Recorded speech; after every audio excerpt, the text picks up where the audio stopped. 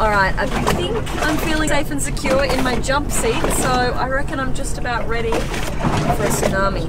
Here we go. When a mega tsunami happens, it's going to impact all the coast of the Atlantic, from Brazil to Nova Scotia to England and to Morocco.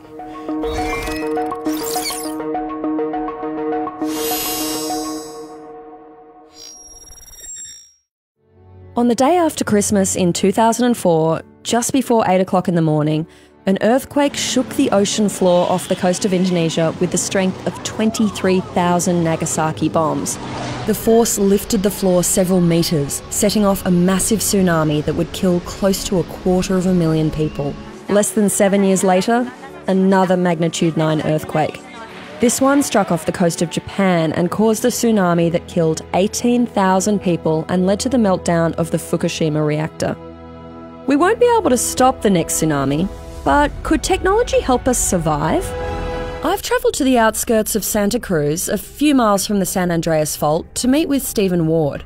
He knows about as much as you can know about tsunamis. He spent his research career studying tsunamis and simulating them pixel by pixel on his computer screen. After a few minutes with Ward, one thing was clear. When a massive earthquake hits, you do not want to be near the water. A typical wave at the beach might go 10 miles an hour, 15 miles an hour. A tsunami wave in the middle of the ocean goes 500 miles an hour, speed of the jet. We all know that earthquakes are caused by the movement of the Earth's tectonic plates. The quakes that cause tsunamis are called subduction earthquakes, when one plate slides under another and displaces everything above it. Those subduction zones are near places like the Pacific Northwest, Alaska, Japan and Indonesia. When those plates shift, the water above it moves too, and that's when a tsunami causes real devastation. I always like to imagine like a giant out in the ocean. He grabs the seafloor and lifts the seafloor up and holds it there, and all the water just slides in for 10 or 15 minutes. Then the giant lets go and it all slides back out again. So all that motion in and out is going to drag people and carry them out to sea. The key to survival is getting early warning that an earthquake has hit and that a tsunami could be coming. By tracking seismic waves, seismologists can analyse the earthquake's magnitude and motion to see if it's likely to cause a tsunami. They say if it's long and strong, be gone. So if you start shaking and the minute it stops, you've got about 10 minutes to follow the signs and get uphill. If you have a giant collapse of a volcano, you can make a tsunami 500 feet high, 1,000 feet high. Let's talk mega tsunamis.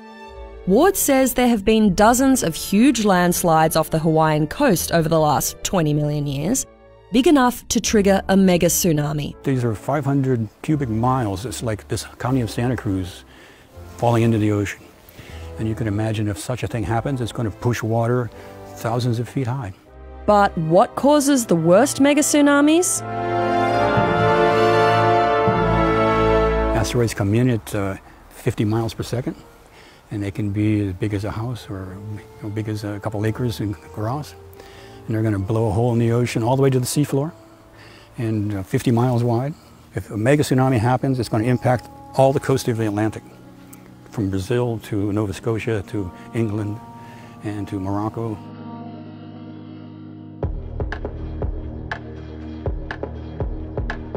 So what do you do when a tsunami hits and there's no escape? Well, I headed out to Seattle's Puget Sound to test one high-tech option that might just be crazy enough to work. I had no idea what I was signing up for. Meet the survival capsule. It might look like something from a spy movie, but it's actually meant to protect you, your family, and even your pets from the impacts of a tsunami. It's the brainchild of Julian Sharp, an engineer with almost 30 years of experience in the aerospace industry.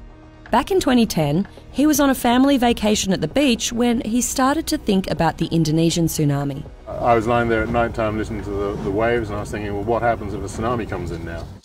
That got Sharp thinking about how to survive something that powerful. And the answer was an escape pod designed to aerospace standards that could survive a tsunami and all the debris and sharp impacts that come with it. It consists of a tubular aluminum frame over which we bring 2 aluminum hemispheres and weld it all together. We have Lexan glass, which is super high strength and has thermal resilience. That frame, It's designed to help the pod absorb impacts from the outside. And there's a silver lining on the inside, the same thermal material that was used on the space shuttle to prevent it overheating during re-entry. To see just how much it can handle, Sharp and his team put the capsule through the ultimate drop test, sending it off the top of the Palouse Falls in Washington, a massive 200-foot drop. While you might not face 200-foot waves in a tsunami, Sharp wanted to find out whether his creation could survive those extreme forces. Okay, let's go, balls away. Oh yes, there it goes, it's going in the exact spot we wanted to.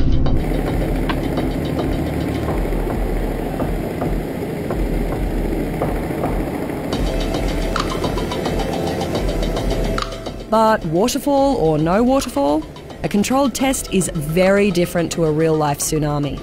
There's no crew in a safety boat to reel you in if you get caught in a natural disaster.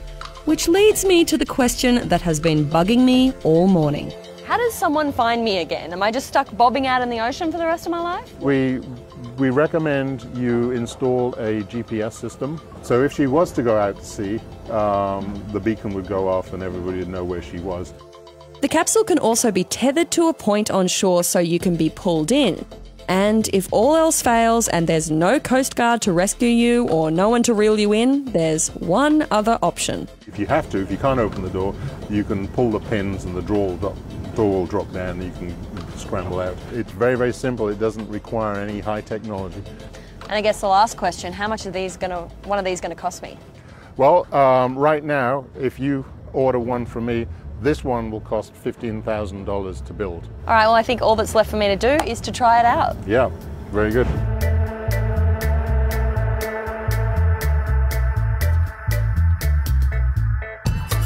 I've got my walkie-talkie, I've got my fellow passenger, which is a bag of ballast, and I'm in my jump seat, nice and secure.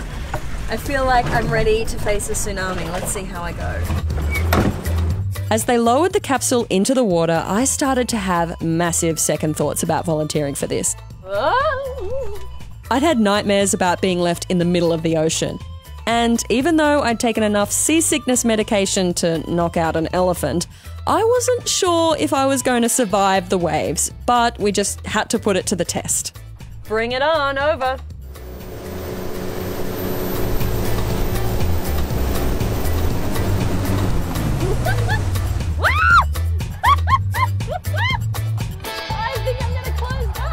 And while I sat inside my own personal nightmare, the rest of our crew sat on a boat doing donuts around me in the harbour.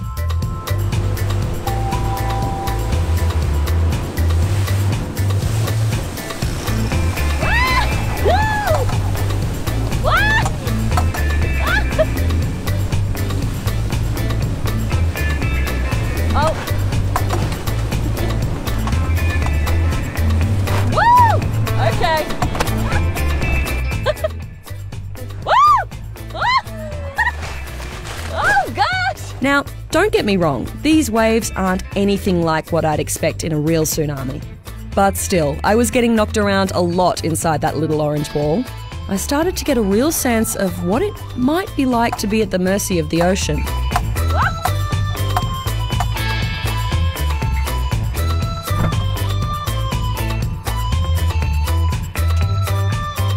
I think I'm okay. I made it.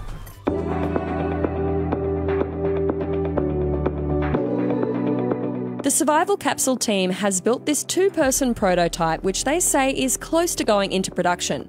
And Sharp says it could be a life-saving option for people in remote areas, people who can't get to an evacuation point, or those who might not have the time.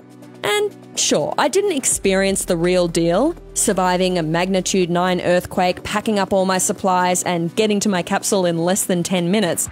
Not to mention the full-size waves that come with a tsunami.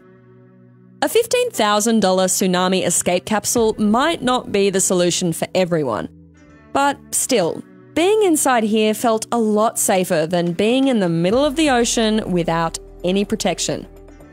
When a world-shaking tsunami eventually does hit, it probably won't feel like a Disneyland ride. But with a bit of advanced engineering, we might just have a solution to get us out alive.